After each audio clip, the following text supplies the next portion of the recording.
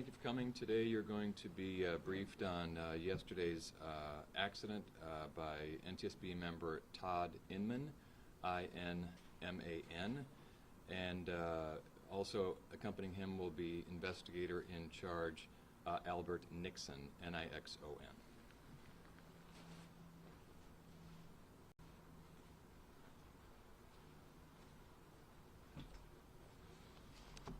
Hello, my name is Todd Inman. I'm a board member with the National Transportation Safety Board. We had an NTSB GO team that arrived in Albany, New York last night. We're beginning the investigation into a fatal crash involving a Mitsubishi MU-2B40 aircraft in the area.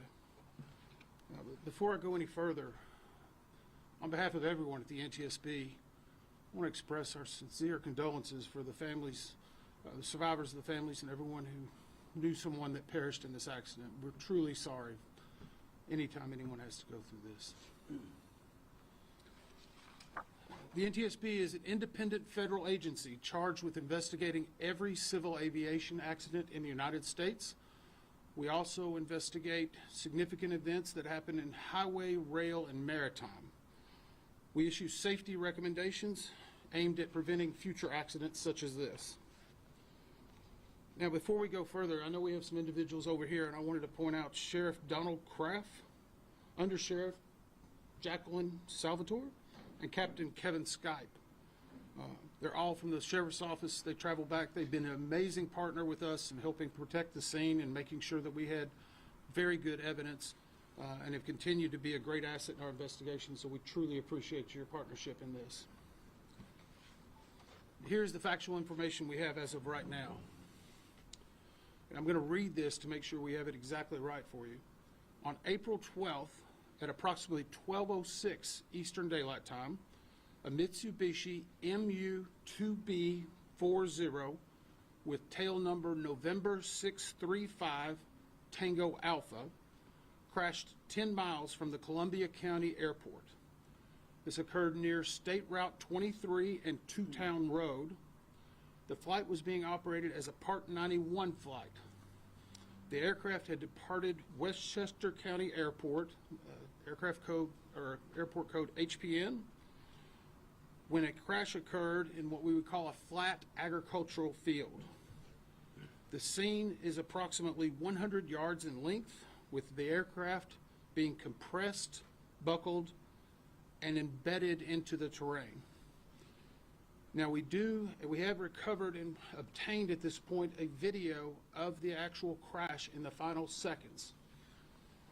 The video, as we've seen just in the last hour, we were able to retain a higher quality version, appears to show that the aircraft was intact and crashed at a high rate of descent into the ground. Let me tell you now just a little bit about our process. The NTSB will analyze the facts, determine the probable cause of this accident, and then issue a report on those recommendations, or on those determinations.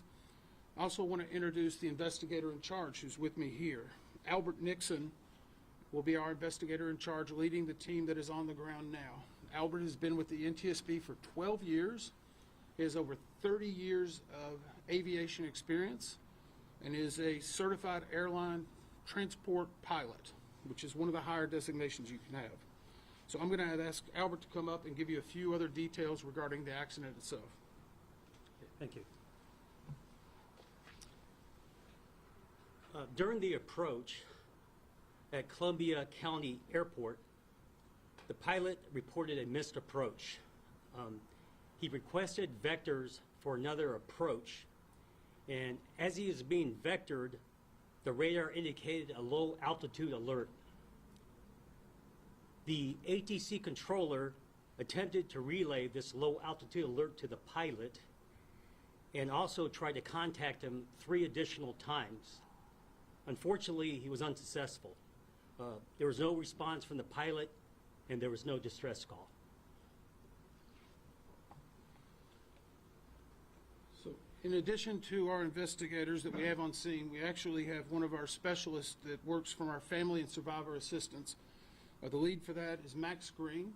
Max has already reached out to the surviving family members and made contact with them. We've had some discussions with them ongoing. He will continue to make them aware of the investigation proceedings as they go along. Today, we also held an organizational meeting and established what we call parties to the investigation. These parties are Mitsubishi, who was the manufacturer of the aircraft, Honeywell, which was the manufacturer of the engines, the Federal Aviation Administration, and NACTA. NACTA is the union that represents the air traffic controllers. The NTSB offers this party status to those companies, government officials, and others who may have employees or were involved in the manufacture of the actual product. These organizations typically provide technical expertise and relevant information supporting the development of the best possible factual record. I know last night we had the Mitsubishi rep in and the Honeywell rep, and they've both been on the scene with us, along with the NACTA representatives, and the FAA was involved in the initial stakedown of the scene. Once these parties join an NTSB investigation, they are not permitted to release documents or talk publicly about the investigation without the consent of the NTSB. The NTSB will be the only party that will brief the media or provide any additional updates to this investigation. Now, today was our first full day on the scene, and our investigative team will be on the scene for what I suspect will be at least a week. Our mission is to understand not just what happened, but why it happened, and to provide recommendations for it not to happen again. We will not be determining a probable cause while we're here on scene, nor will we speculate about what may have caused this accident. Since we're just beginning the investigation, we don't have a great deal of additional information. However, we will keep you informed on additional updates as we go forward. And we anticipate having a preliminary report within 30 days. And the full investigative report we anticipate will take 12 to 24 months. Now, we are going to ask, even though we have one video at this time, if the public has any relevant information or witnesses, or especially videos, door cam, things like that, we would ask for them to contact us at witness@ntsb.gov. The email address again is witness@ntsb.gov. Regarding additional media briefings or any other updates, I would encourage you to follow us on Twitter, or otherwise known as X. The handle is @NTSB_newsroom, or on the ntsb.gov website. Now, since we only have a little bit of preliminary information, we'll be happy to try to take some questions and see if we can help you with some of those. I would ask, though, before you ask, let me know your name and your media affiliation, and we'll call you. Yes, ma'am. Berner from the New York Times. How You're a long way from home. Not really, actually. I live here. Okay. How many people are actually investigating on the team? We have launched, the question was how many people have we are on the team. We've launched 14 people to this investigation. They're being supported by, I'll have to get you a specific number, but I believe it's 10 to 15 people that are actually back at our headquarters location. And we will also be utilizing experts from not only the parties, but the FAA is submitting a number of additional people to help pull and download data. So it's a very large number. It's a comprehensive investigation. We want to make sure we, again, find out the probable cause and make recommendations so it doesn't happen again. Yes, sir. Corey James, Spectrum News. Can you state the names of the individuals that were involved? Okay, the question was about the names of the individuals. The NTSB does not release information in regard to anyone who may be a victim of any of these accidents. That will be solely left to the county coroner's office. We will not release that in any way, shape, or form. Yes, sir. Roger Rosenbaum with BenHudsonNews.com. Do you have a number? Can you confirm the number of fatalities that are involved? So the question was again about the number of people or fatalities. I can tell you that we have verified there were 6 people on board. I can say that all 6 were removed from the scene. We have no one hospitalized at this time. Any other questions regarding that, I would, again, local authorities and the county coroner. Where did you get the video? Sorry. Who else? We'll take some other questions. Sir? Hi, Andrew Cook, we were hearing about the Orioles ticket for this plane that was updated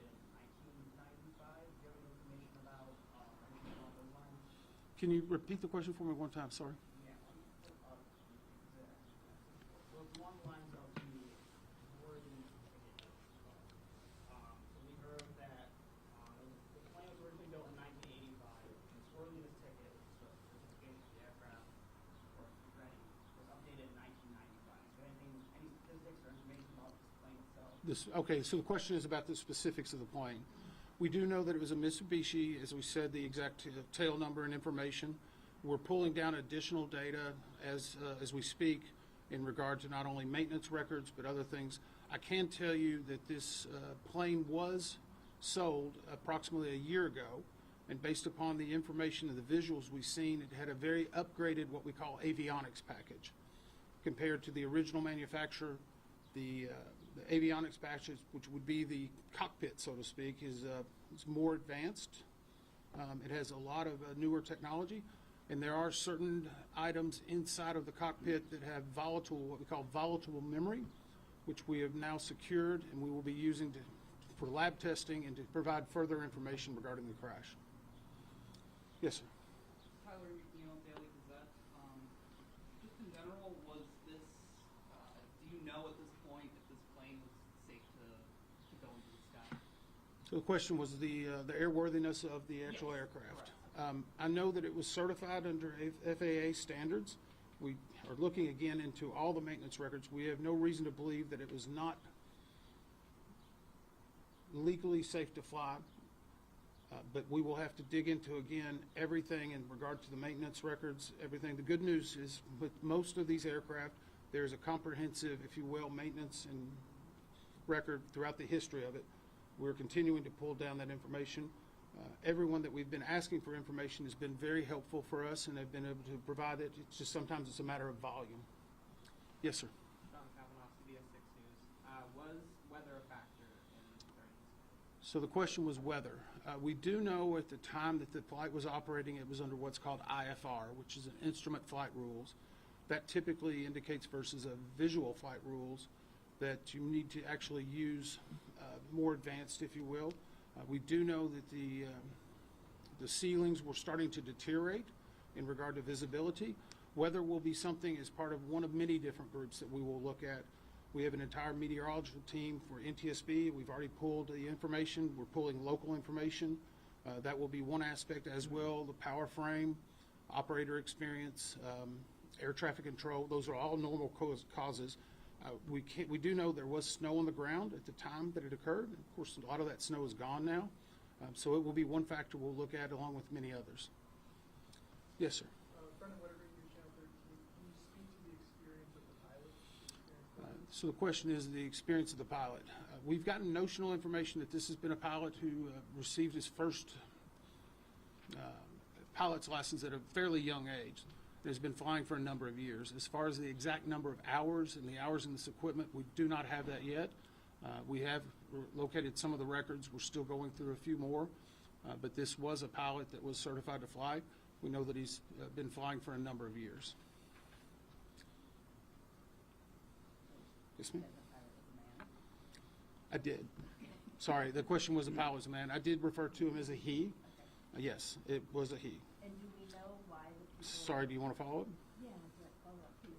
Do we know why the people were flying from White Plains to Hudson?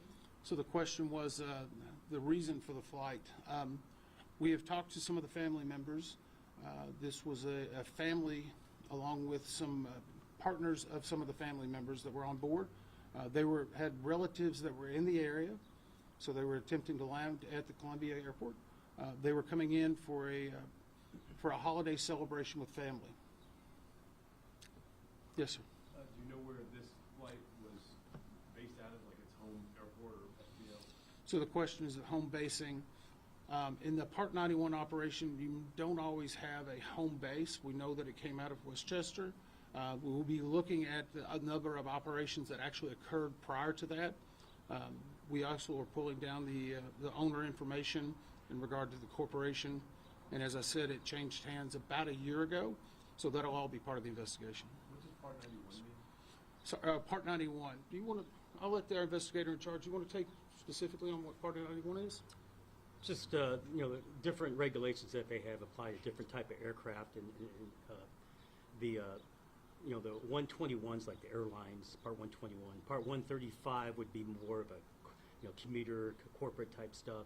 And then when you get to 91, that's usually considered general aviation. That answers your question. And to follow up on that a little bit, it's typically either you rent or lease a plane, something like that. So we try to refer to it in how it was operating at the time. Yes, sir. If you could you provide, Corey again, Spectrum News, could you provide a little bit more details about the Mitsubishi MU-2B, about just more details about what type of aircraft it is and anything like that? So the question is further details about the Mitsubishi. I guess the best way to describe it, it's a very nice plane. Compared to planes, it does have a little bit of a longer range, more top speed or higher speeds. We will be getting some additional details on that, but as far as being able to get into the tire specifications, we need to have the Mitsubishi reps because every one of them are manufactured in a different way. We're going to take maybe a couple more questions. Yes, sir. You mentioned the video and the rapid descent of the aircraft. How was that taken, and what can you tell us about what was on the video?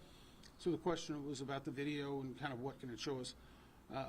And the good thing about the video, anytime we have that type of evidence, and I'll again try to reiterate, if anyone has any other additional videos or information, witness at ntsb.gov, you can reach us. That helps us in letting us know without other, if you will, air traffic control or information, whether there might be a mid-air breakup, whether there was parts that were missing, although we see the plane primarily intact. That doesn't mean that a part may have been lost at some point. We would also, of course, if someone does find a part to an aircraft somewhere in the area, please contact us. We don't believe that there are, but we don't know yet.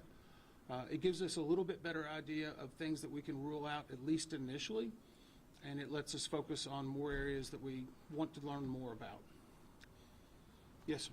We talked about kind of the pathway of the plane and where it came from, where it's going.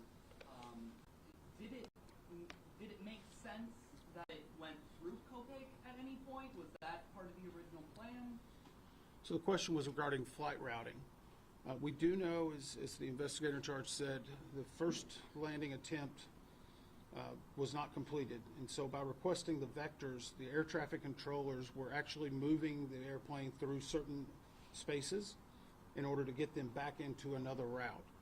So we don't feel that right now, at least from what we've seen, it would be nothing unusual to see an aircraft being vectored back into that area. Of course, that will be part of the review in regard to the traffic control and the air traffic control. We do have the tapes from the air traffic control, and so that will help us at least identifying. That's how we knew that the altitude alert had come up and how they were not able to reach the aircraft at the time. Do you anticipate releasing the video that you were seeing at some point? So the question is, do we anticipate releasing that video? We do not anticipate releasing that video at this time. It will be a part of our official docket that we will take care of. Whether or not it's released, some of these are very helpful from an investigative point of view, but there's also a little bit of semblance in regard to, I'll take one more, John. So we're very cautious about that as we are just about releasing the victim statement. We're going to do the last question. Could you tell us, like, in general, where the video came from? Like, either like a Ring doorbell camera or a person, or? So the question was where the video came from. It came from a location that was in the general surrounding area that typically you would think would have cameras. It was identified very early on, and so it just took us a little while to get the additional information. I want to thank again the Sheriff's Office. They were able to take video snapshots of that information for us the night, actually last night, so we had a little bit better indication. It was very rough and grainy, and we were able to get someone in to actually get it downloaded for us, so we feel very comfortable with that, and it will be an asset in the investigation. Thank you very much.